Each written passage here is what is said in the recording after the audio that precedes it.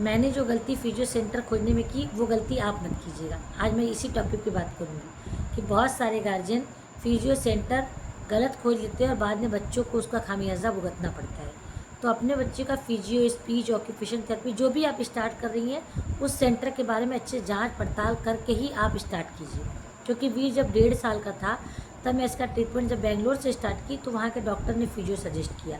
यहाँ के डॉक्टर जहाँ मैं रहती हूँ वहाँ के डॉक्टर ने तो ऐसा कुछ नहीं बताया था।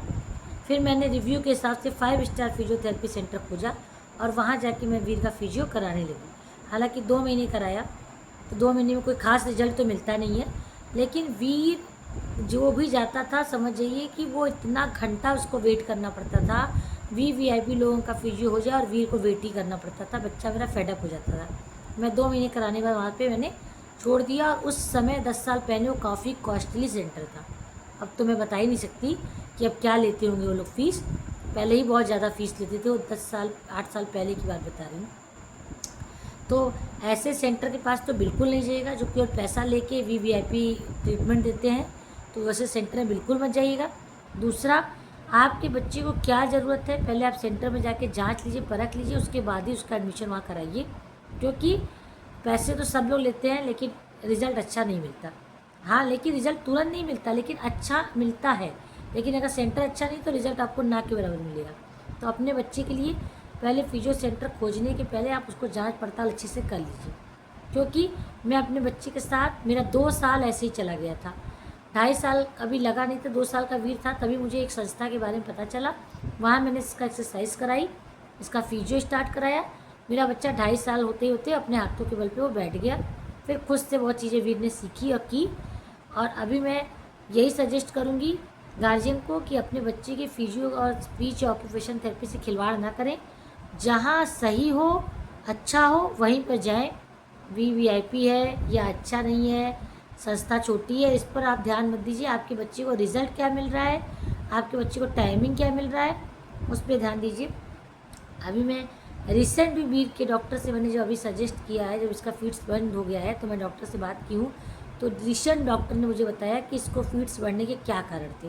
मैं उस संस्था का नाम तो नहीं लेना चाहूँगी, लेकिन उसके फीड्स बढ़ने के क्या कारण थे मुझे अब पता चला है, जिससे कि मेरे बच्चों को 10 साल में इतना भयंकर फीड्स कभी नहीं आया। तो ये क्यों आया ये डॉक्टर ने मुझे बताया अभी।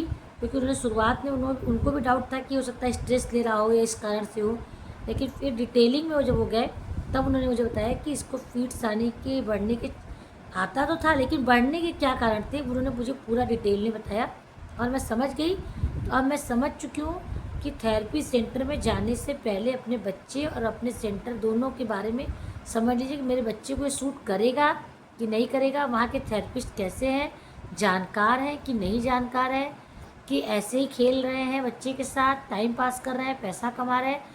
ये सारी चीज़ें समझ के अब मैं बच्चे को अपने थेरेपी सेंटर में डालूंगी।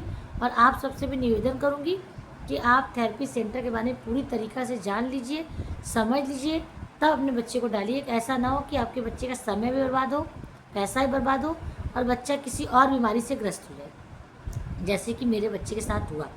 तो मैं बोल तो रही हूँ कि दूध का जला छाछ कोई फूंक के पीता है, इसलिए मैं ये वीडियो बना रही हूँ कि अगर आप ऐसे बच्चे के गार्जियन हैं तो ध्यान दीजिए, अपने बच्चे को वॉच कीजिए कि क्या प्रॉब्लम हो रही है, थेरेपिस्ट थे या थेरेपी सेंटर से, क्या कहीं ऐसा तो नहीं कि आपने गलत चूज़ कर लिया, गलत थेरेपिस्ट है या गलत सेंटर है, बाद में आपके बच्चे को भुगतना पड़े।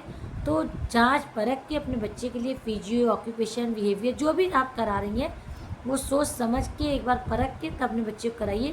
क्योंकि ऐसे बच्चे बहुत सेंसिटिव होते हैं, कुछ बता नहीं सकते, तो आप समझ भी नहीं पाएंगे कि उनको प्रॉब्लम क्या हो रही है, कि क्या दिक्कत हो रही है, थेरेपी से दिक्कत हो रही है, कि उनके बिहेवियर में क्यों चेंज आ रहा है। ये सब चीज़ें आप समझ नहीं पाएंगे, आपको वॉच करना पड़ेगा और वॉच करते करते आपको बहुत देर हो जाएगी। इससे अच्छा है कि आप सेंटर के बारे में समझ लीजिए, जान लीजिए, तब बच्चे को वहाँ पे एडमिशन कराइए, ले जाइए, तब थेरेपी कराइए, तब सेशन लीजिए, ताकि आपके बच्चे को सही रिज़ल्ट मिल सके।